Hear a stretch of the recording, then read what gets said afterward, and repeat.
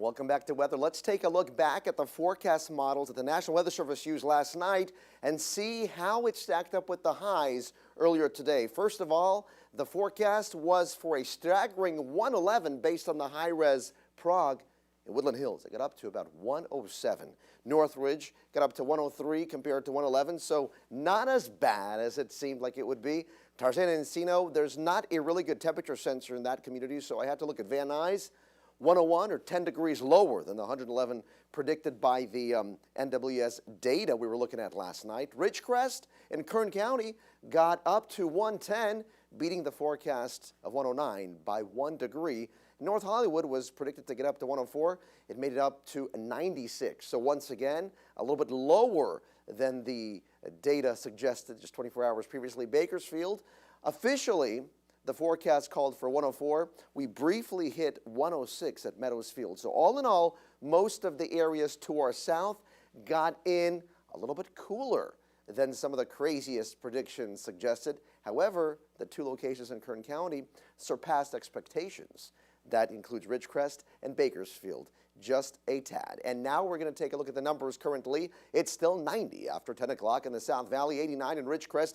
Edwards checks in with 90 as well. In LA, it's 72 after a pretty warm day on Wednesday, 81 degrees in Burbank. Vegas, still 103 sweltering degrees. Let's take a look at what else is happening in the atmosphere. Not much locally. The monsoonal moisture is to our east for now, but to our south, we've got a tropical system. Here we go, tropical storm Elida. This is increasing in strength tonight.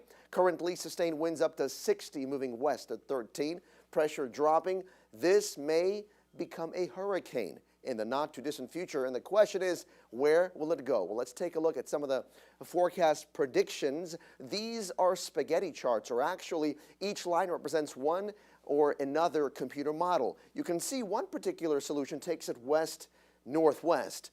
Others take it more northwest, and one actually curves it further to the north. It's not out of the question that some moisture could end up across parts of central or northern California over the late weekend. It's early next week if this system takes a northerly route. Otherwise, it's going to stay far away from land, not to affect any interests across the populated regions of Baja or Mexico or California.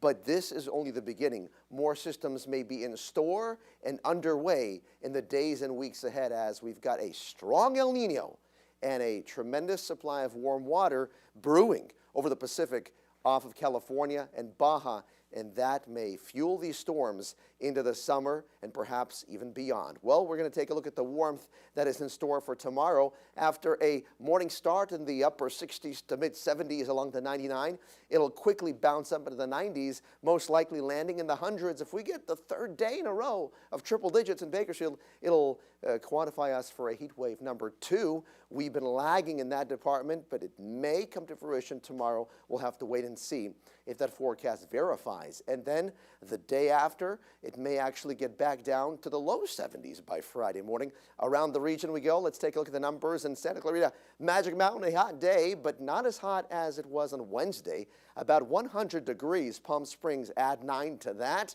Havasu, some clouds, and I think some thunderstorms may be rocking across the Grand Canyon. Vegas will be another very hot July day. Up in Fresno, we are looking at numbers that are at least 100, if not beyond. If you want cool, head to the coast. San Francisco, that is. A pair of 6s greet you from Monterey to San Francisco Bay. And state capital up at mid to upper 90s for Sacramento, USA on your Thursday. And let's take a look at that forecast for the South Valley.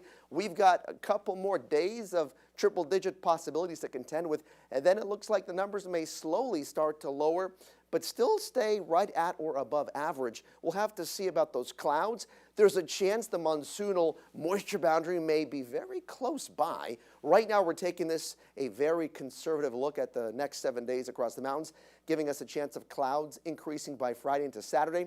And it would not be out of the question to get a thunder boomer out there, but right now it's going to be warm, breezy in the afternoon. Those overnight lows still staying mild with that high pressure aloft circulating around. The KRV getting quite hot again, but most likely under 100 the next several days. And our hottest spot on the map takes us to the desert, where it has been sweltering, and tomorrow will be no exception to that. Could be as high as 109 locally in the Indian Wells Valley, maybe dropping down a bit, but still some of you will stay above 100 into the weekend. And again, some monsoonal clouds may creep in, so we're going to have to keep a close eye on that. Of course, we're going to take this forecast day by day. Have a night.